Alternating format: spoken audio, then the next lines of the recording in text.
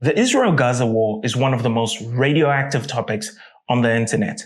No matter what you say, you'll anger someone. It's also one of those topics where even people who know very little tend to have the strongest opinions. And Finland, where I live, is no exception. Across Europe, leaders like Keir Starmer and Emmanuel Macron have condemned Israel and called for the recognition of a Palestinian state, as though that was all that was missing. That's going to fix everything. Here in Finland, members of the SDP, the Social Democratic Party, along with other left-wing or left-leaning parties, are doing and demanding the same thing.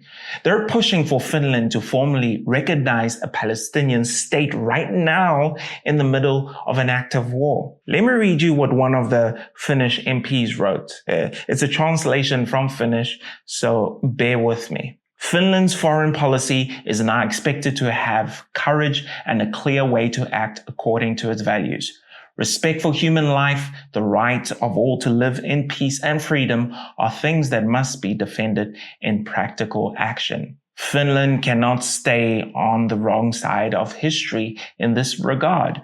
Therefore, at yesterday's SDP Party Council meeting, we presented that addressing the humanitarian crisis in Gaza and the recognition of the Palestinian state must be brought to Parliament. Now, at first glance, this might sound like justice, like compassion even, like the right thing to do. But the reality is far more complicated. In fact, it betrays a catastrophic misunderstanding of the situation on almost every level. Because by doing what the SDP suggests, we are, for one, not ending the conflict, and we may actually be ensuring that it lasts forever. Worse, we may be rewarding and encouraging the use of terror as a political tool on the world stage. The problem with Europe in general, or in the West, is that we tend to believe that people of different cultures, with different values, want the same things that we do. That is a big problem. Hamas did not attack Israel because of its desire for a two-state. It attacked Israel because it wanted to destroy it, from the river to the sea. Let's rewind the clock to 2005. That year, Israel did something drastic. It withdrew entirely from Gaza. Thousands of Israeli settlers, some of whom had lived there for decades, were forcibly removed by their own government. It was painful, emotional, and controversial, but to many it was seen as a step toward peace. The hope was simple. Palestinians would govern themselves. The world would help them build a future. Billions in aid poured in. Infrastructure projects began. For a moment, a kind of de facto state was taking shape, governed by the Palestinian Authority. For some, this was an image, a picture of what a possible two-state solution might look like, because this is what everyone was led to believe that the Palestinians wanted. But the peace didn't last. Just a quick pause in the video. If you are enjoying this, leave me a like and subscribe to the channel. It really helps. Back to the video. In 2006, Hamas entered politics and won a surprise victory in the Palestinian legislative elections. It shocked the international community. A fundamentalist, Islamist, jihadist terror organization winning the elections. And then in 2007, they turned their guns on Fatah, Palestine's other major political party, and violently seized full control of Gaza in a bloody civil conflict. That's when everything changed. From that point on, Hamas became the uncontested ruler of Gaza. They diverted international aid, stockpiled weapons, and rapidly expanded their tunnel networks. Instead of building a peaceful future with hospitals and schools, they built bunkers and bomb factories.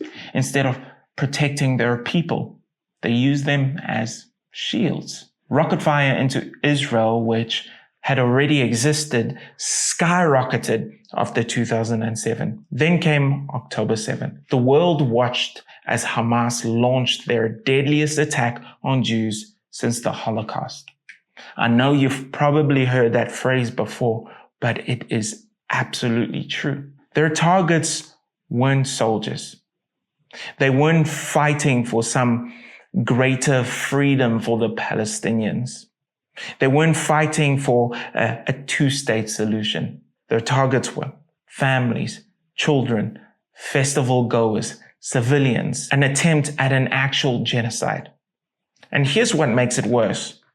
Many of those killed were peace activists, left-wing Israelis who worked with Palestinians. Some even helped children from Gaza receive medical treatment in Israeli hospitals. They were butchered just like everyone else. Hamas was so proud of what they were doing, they filmed it, live streamed it. And after the massacre, they promised to do it again and again and again. This is why Israel is hell-bent on destroying them, ripping out their roots and burning them out completely. How do you reason with an enemy who simply longs for your demise? There's no argument that there's been a lot of death in this war. So let's talk about war. War is gruesome. No sane person should celebrate it. But unfortunately, we still live in a world where war is sometimes necessary. After World War II, the international community tried to make war more humane. They established laws to protect civilians, to prevent total destruction and unnecessary cruelty. These rules had to balance two opposing needs. One, minimize unnecessary suffering, and two, allow states to defend themselves. That's where terms like proportionality come in. If a strike eliminates a valuable military target, some level of civilian harm may be legally tolerated if it's not excessive. It's uncomfortable to talk about, if I'm honest, but these are the realities of war, and these rules only work if both sides follow them. Hamas does not. They fire rockets from hospitals and schools. They store weapons under mosques. They dress like civilians. They use ambulances for cover. They embed themselves in apartment blocks. They do this on purpose to provoke civilian casualties and turn the world against Israel. Because when Israel strikes back, what the world sees is rubble. What they don't see are the rocket launchers hidden beneath the rubble or the snipers on the rooftops. And yet, despite these challenges, the IDF often delays strikes. They drop leaflets. They make phone calls. They use roof-knocking bombs and smaller munitions to warn civilians. They risk their own soldiers to avoid civilian casualties. Israel is damned if it does, and is damned if it doesn't. If it doesn't attack to eliminate fighters, it's called genocidal. When it tries to move the population out of harm's way, it's called ethnic cleansing. All lies, by the way. Still, Gaza looks devastated because Hamas has militarized every inch of it. Apartments and buildings are booby-trapped and have tunnels hiding underneath them. So many of these buildings have to be demolished. And yet, even in this hellish environment, Israel's combatant to civilian casualty ratio remains lower than any modern army fighting in dense urban terrain. Is that a reason to celebrate? No, it's not. Every civilian death is a tragedy. But this isn't genocide. It's not mindless bombing. It's war against a death cult that uses international law as a trap. And it's one of the most complex, morally exhausting military operations of our time. It's hard to even put it in words.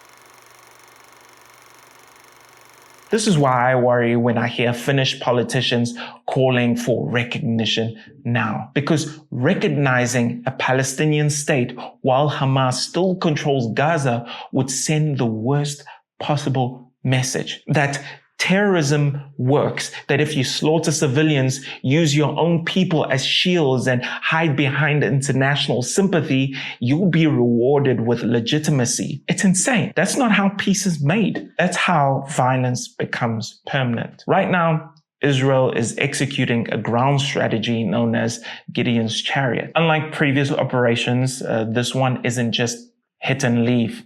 They are holding territory, creating safe zones, and working to permanently dismantle Hamas's infrastructure. For this to succeed, the way aid is delivered must change. Up until now, Hamas has been stealing humanitarian aid and reselling it to its own people at inflated prices. That's why there was a pause in the aid being delivered. That system cannot continue. If Israel succeeds, it might be the first real chance for Gaza's people to rebuild without the boots of extremism on their necks. That future isn't guaranteed. But one thing is clear.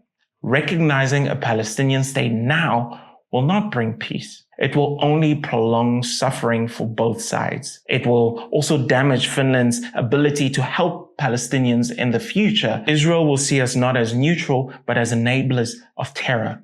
That's already happening with Norway, who recently recognized Palestine. It's done nothing to help Palestinians and everything to damage relations with Israel. We all want peace, but peace without truth isn't peace. It's theater. And in Finland, a country that values order, truth, and moral clarity, we should know better. Falling for suicidal empathy is not what we want to do here. Thank you for watching. Until next time, ciao.